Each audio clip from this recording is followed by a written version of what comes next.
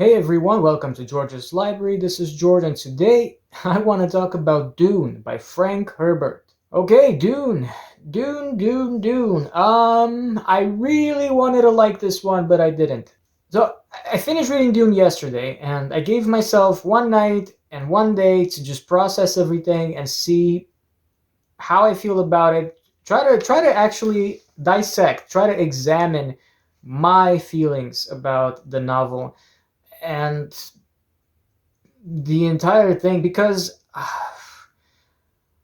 I didn't enjoy it as much as I thought I would enjoy it. I didn't really connect to it as much as I thought I would connect to it. I really wanted to connect to this novel. I really did. I really wanted it to be the same for me as for all the other big fans out there who greatly speak about it. And I understand. Before you get mad, I do understand the merits of what this novel did for the science fiction genre, for science fiction in general, and knowing that it came out in the '60s makes me perfectly understand why it was good in the context of that time, because nothing like this came out during those years, in that period. It doesn't feel like a 1960s novels for sure, and at the same time it does. uh okay, so let's just go into it slowly. Just to make it clear, I usually prefer fantasy rather than science fiction. I was always more inclined towards fantasy novels rather than the science fiction novels. I don't know why. There is quite a difference between them if you are to debate on this, but if anything, Dune is more about world building rather than technology. It's more about the fiction rather than the science. This is what someone online mentioned at some point. It's not me. It's a quote. It's a quote by someone online. Dune is more about fiction rather than science fiction. Dune practically removes the science from science fiction. Um, Yet again, it doesn't have that complete sense of fantasy novels. It is being compared to Tolkien's Lord of the Rings, which, for those five people who regularly watch my channel, know that I have recently reviewed the entire series. So, yes, in terms of world building, I do agree Dune is quite good at at what it's doing. It can easily be compared to Lord of the Rings in terms of the details of world building that was put into it. But it to me, it just didn't have the same emotion. It just didn't have the same soul. I mean, the it feels more, and I guess this is something that I personally feel about science fiction in general. They have a lot of the it's not it's a lot of material, but not that much soul into it. It's a lot about the exterior rather than the interior. While Lord of the Rings, although it's in a fictional world, uh, it has a lot of soul. It has a lot of heart that you can connect to in so many ways. This book to me has a lot of discussions about emotions and about humanity, and a lot about what's right and what's wrong, but it doesn't feel to me as such. But others connected to it, so I'm just speaking from a very personal perspective here. If you're wondering why I decided to read Dune after so long, considering that I'm just saying that I'm not a big fan of science fiction in general, well, I recently watched the new movie, the Dune movie that just came out in November. Um, the movie is exceptional. I loved it. The movie was amazing. It was a great cinematic experience. I enjoyed the movie so much that it made me reconsider if I should read the book or not. So this is why at the end of the film, like many others, I'm sure, I just felt like getting my hands on the books and just read and get myself involved in that world and see more, understand more of what happened, and get invested into these characters and into that universe.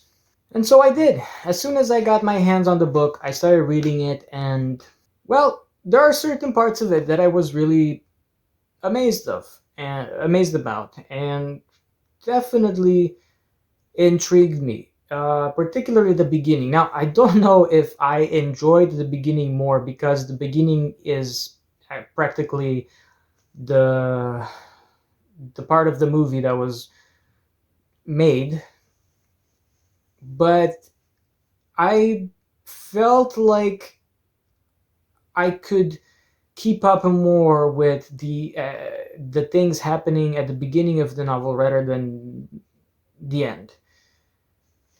To break it down, the book is very traditionally split into three parts, um, simply called Book One, Book Two, Book Three. Book One practically has the role of introducing the characters, introducing the world, and introducing the plot, and getting the action started. And that's what it does. Book Two is the middle part, middle ground. It has the role of developing the story further on, moving things along, and advancing the hero story. Third part is the main conclusion of everything that has happened previously. The third part is supposed to close all the storylines, mini storylines, and subplots, and so on, and bring everything to a finale. And that's what it does. I can't complain about it. I mean, like I said, it is quite a traditional breaking down of the novel. It definitely does that, and from the very beginning, to me, maybe to others as well, but to me as an avid reader, it was very clear that the breaking of the novel into those three parts meant just that: beginning, middle, and ending, conclusion. The first part does just that. You get to meet Paul Atreides, you get to meet the entire Atreides house. You learn that they have recently got hold of the planet of Arrakis, and that they are about to move to the planet Arrakis, also known as Dune. The planet of Arrakis is a planet that is entirely made of desert. It's all covered in sand. There's a uh, aboriginal type of peoples there that are called the Fremen, and also there are sandworms that live within the planet, which makes it very dangerous for people to walk around on the dunes because the sandworms can react very quickly, and they always do, and they come out and they eat you. You can die. The sandworms will kill you if you are being treating if you're treating the sand superficially. Now, why is this planet so valuable? Well, apparently there is something on the planet that's called spice, and spice is what makes interstellar traveling possible. That being said, the Atreides house getting the planet of Arrakis is a big deal. It's a very big deal, and a lot of other people want to get their hands on it as well. And the main villain here is the House Harkonnen, who definitely want to get their hands on Arrakis. They want the spice for themselves, and they want to become emperors of the universe. And if that wasn't enough, we also learned that Paul's mom, Lady Jessica, is part of a religious group called the Bene Gesserit, whom have some sort of a mental power that can control you and force you into doing whatever they say. And they're very fast at reading people's emotions. Lady Jessica has trained Paul throughout his entire life into developing these Bene Gesserit skills, and he is quite good at it. Also, the Bene Gesserit are only women, so Paul having these skills is quite a big no-no. Well, that's quite a controversial thing out there as well. But On the bright side, there is a prophecy that says the big Bene Gesserit person who will come out and have the fullest of potentials into controlling the Bene Gesserit skills will actually be a male. So wink wink, maybe it's Paul. I don't know. Who knows? We'll know at the end. We'll see. I'm sorry. I don't want to be sarcastic. In fact, it's these elements that make the novel very interesting, and it's this expansion of imagination that really makes the story stand out. And well, in all honesty, nothing like this has been written before Dune, and everything that came out after Dune was inspired by Dune. That is very obvious once you read this, or once you start getting into the novel. At this point, from the very beginning, knowing all the Bene Gesserit elements and the moving elements and all that, it starts being very clear about how Paul Atreides is a very Messiah type of character. There is a very obvious element of Christian Jesus going on around him. And I believe that the place where I started losing connection to the character is when he actually started being more telepathic, being more messianic than previously. I just couldn't connect to him as much. It was at times he reminded me of Doctor Strange in the Marvel universe. He has the potential of seeing the past, the present, the future, everything at once, and trying to structure it in his mind and trying to make decisions based on that. It was very Doctor Strange like in Infinity Wars, when Doctor Strange sees all the millions of possibilities in which to defeat Thanos, and only one of them is where they defeat Thanos. Something like this. Like Paul Atreides has that capacity, and having that perspective just made me lose it.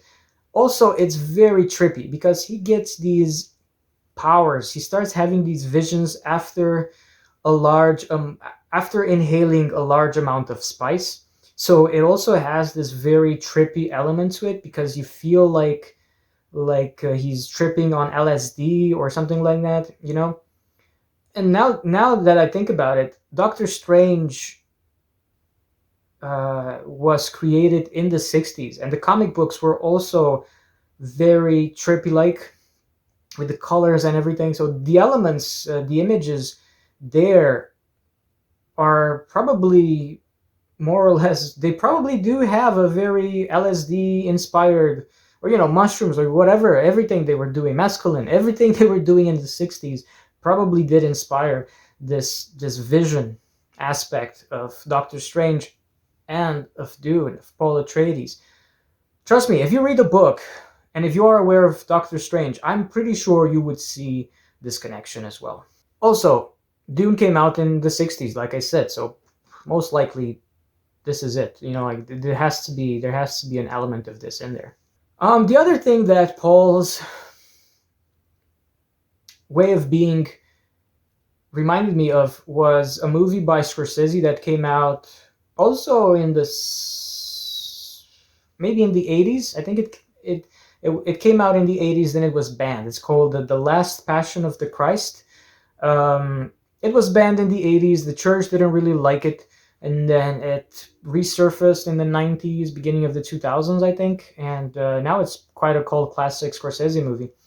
But back then, it's about Christ in a more human form. It's about Christ dealing with his divinity, dealing with his Christ aspect. It was more about him understanding his powers and understanding what he's supposed to do, and learning how to accept that he's sacrificed, and learning to accept what's coming towards him, and the consequences of him not going through with what was prophesized.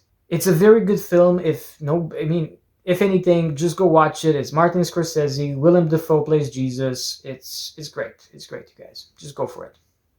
Well, the same thing kind of reminded me. Paul and Dune kind of goes through the same thing. The more he learns about his powers, the more he learns about the prophecies surrounding him, and after finally learning more and more of on how to use his telepathic, his visionary powers, um, there's a lot of frustration and there's a lot of building up towards accepting what he has to do, accepting his directions in life, and also understanding the consequences of him not going through with the prophecies that was put upon him. There is a big coming of age element to it because Paul is 15 years old at the beginning of the novel. He's a teenager. So there is a lot of coming of age, a lot of coming to terms with his destiny, a lot of coming to terms with death, with loss, with belonging, and so on. Yeah, there's a lot of things going on. Once the big plot starts developing in the first part, you get into the second part, which in terms of structure I had a bit of a problem there with it. So I don't know how to talk about it without spoiling too much. For those of you who didn't see the movie, well, practically the end of the first part of the book is the end of the film, and it ends in quite a big moment there. But let's just say that Paul and Lady Jessica are stranded in the desert. They're all by themselves on the planet of Arrakis, and at this point they have to save themselves. And this is where they start meeting the Fremens and learn about their culture. And I was excited about this. The Fremen are very much based on I think the Fremen are based on Middle Eastern cultures.